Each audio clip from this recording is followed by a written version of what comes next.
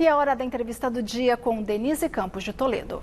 E vamos falar agora sobre a reforma ministerial, a chegada de Ciro Nogueira do PP à Casa Civil, fundão, voto impresso e clima político. Eu converso com o Glauco Pérez, que é cientista político da USP. Glauco, boa noite. Boa noite, Denise. Como vai? Bom, hoje nós tivemos a confirmação de Ciro Nogueira, à frente agora da Casa Civil. Ele confirmou, já postou nas redes sociais, pediu ajuda a Deus, e nós tivemos o general Ramos também falando que vai cumprir a missão dele agora em um outro cargo. Mas eu queria saber do ponto de vista de apoio ao presidente Bolsonaro, como é que você vê toda essa reforma? Ainda devemos ter o Ministério do Trabalho, o Onyx Lorenzoni, se fala de uma grande equipe do Ministério que poderia servir também para esse intercâmbio político que nós costumamos ver, mas você acha que o governo se garante mais no Congresso agora? Sim, mas eu não acho que o governo tenha algum problema no Congresso que não seja as preocupações com o impeachment, Ele não tem nenhuma agenda tentando ser tocada lá, ele não tem nenhum grande projeto. Então, na verdade, o que a gente está vendo é um presidente que está se enfraquecendo popularmente, sendo sugado pelo Centrão, pelo Congresso. Ele está se aproveitando da situação para tirar do executivo aquilo que lhes interessa, É isso que a gente está vendo. A gente não está vendo um executivo propondo alguma coisa ao Congresso, propondo um acordo ao Congresso de forma a tocar uma agenda.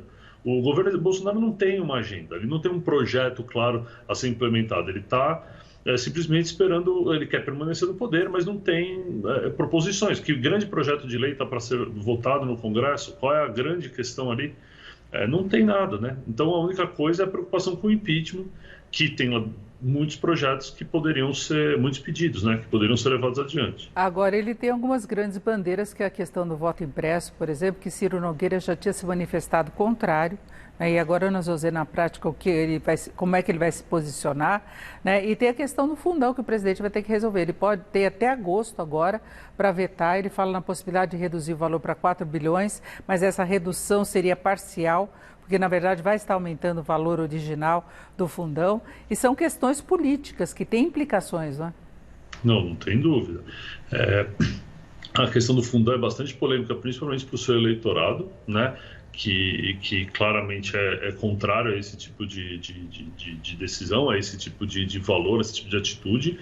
Então, para ele, o veto seria algo que caminharia nesse sentido. A questão é o quanto o Centrão e o quanto o Congresso vai pressioná-lo, e aí qual a narrativa que ele vai criar, porque tudo se baseia em criar versões a respeito das coisas, Então, o que é que ele vai dizer?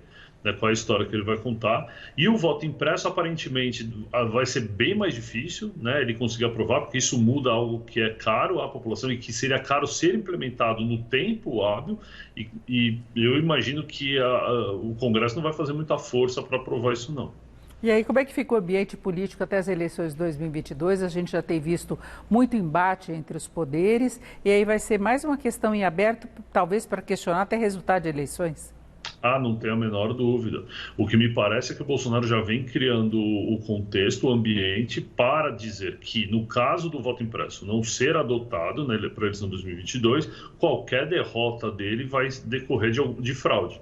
É esse o medo, esse é o receio que todos nós temos em relação a esse tipo de discurso, porque questionar, invalidar o resultado de uma eleição é um ponto central para o funcionamento de uma democracia, qualquer que seja ela, em qualquer lugar do mundo. Então, ela passa por aceitar o resultado das urnas. O perdedor tem que aceitar o resultado, e ele já está mostrando que não vai aceitar a derrota, a não ser que seja na regra do jeito que ele acha que deve ser. Ele não mostrou uma boa razão, comprovadamente, para justificar o voto impresso. Claro que o sistema pode ser melhor, é claro que a urna pode ser, todo o sistema eleitoral de apuração de voto, ele pode ser melhorado, mas não é isso que ele está dizendo, não é assim que ele vem falando. Ele vem criando um ambiente mesmo de contestação, Isso é muito ruim.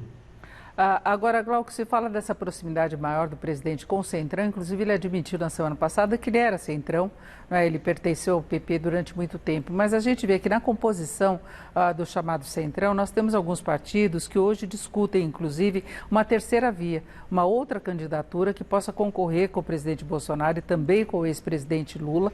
A gente não sabe ao certo se, contando com a possibilidade de um fortalecimento dessa candidatura, ou de mais à frente negociar o apoio no segundo turno, que é uma coisa que costuma acontecer, não é? Sim, pois é. A gente tem um problema, Denise, na verdade, de definir quem é ou o que é o Centrão. Porque, na verdade, no Brasil, existe, para as eleições, principalmente, assim, do ponto de vista da representação, existem partidos claramente ideológicos à esquerda e à direita, eles são muito poucos. Talvez o DEM, o Novo, sejam partidos à direita que sejam ideológicos. O restante do sistema partidário brasileiro são partidos que vendem apoio, né? Então, o PMDB é um partido de centro, o PSDB é um partido de centro, mas não fazem parte do centrão. Então, a gente chama de centrão algo que, na verdade, é eleitoralmente difícil de ser definido, que, aparentemente, da maneira como eles se comportam no Congresso, seriam partidos de direita. Isso, na verdade, revela a ausência de uma força à direita que possa ideologicamente representar a população. A ideia de uma terceira via caminharia por aí, me parece, para que fosse viável. O problema é que isso não é rápido de acontecer. Então, isso não é algo que em meses acontece. Todos esses nomes de grandes políticos foram sendo galvanizados ao longo do tempo, né? Então, não são meses, não deve aparecer. Embora eles, quem sabe, consigam, mas é muito difícil. Agora, Glauco, você vê alguma possibilidade de a gente ter alguma pacificação política antes da internação do presidente Bolsonaro? Você falava de uma reunião dele com o presidente do Senado, com o presidente do Supremo, depois isso foi esquecido, né? Nós tivemos recesso parlamentar. Você acha que esse embate todo vai prosseguir com a corda sendo esticada até as eleições? Eu acho que sim, eu acho que sim. Eu acho que o Congresso está tentando extrair o máximo que pode do Executivo, e o Executivo tem o medo do impeachment. Então, esse equilíbrio dessas forças vai até o final, vai até o fim, inclusive porque, para a parcela dos opositores ao governo Bolsonaro numa eleição, manter esse clima é ótimo, né?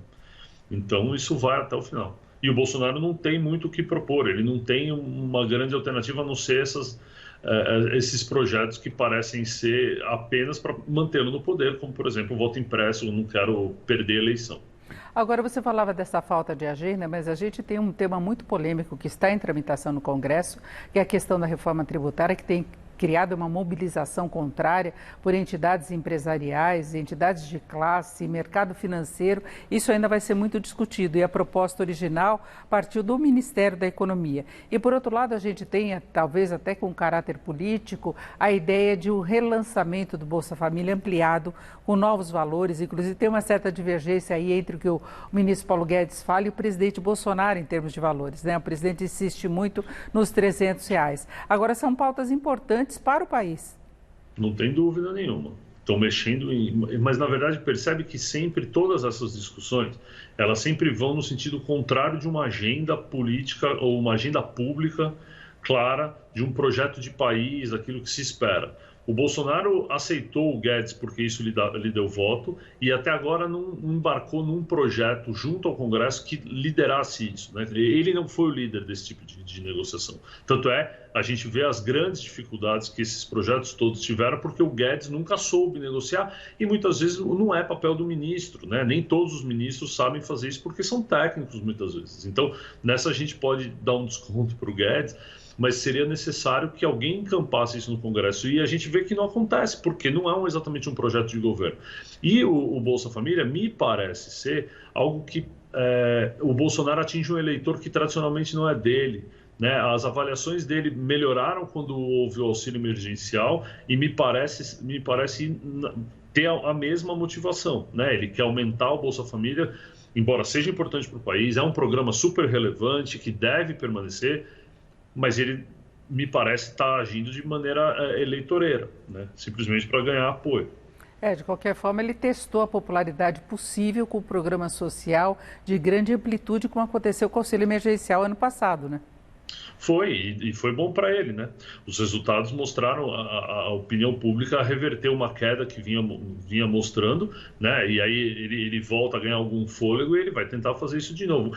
A vantagem para ele é que, como esses anos, últimos anos, né, 2020 e 2021, por conta da pandemia, a gente deve ter ainda a recessão econômica vai atrapalhar, o desempenho econômico do ano que vem deve ser bastante bom. E isso deve ajudá-lo na eleição do final do ano. Perfeito. Ouvimos o Glauco Pérez, que é cientista político pela USP. Glauco, muito obrigada, uma boa noite. Boa noite, imagina. com vocês.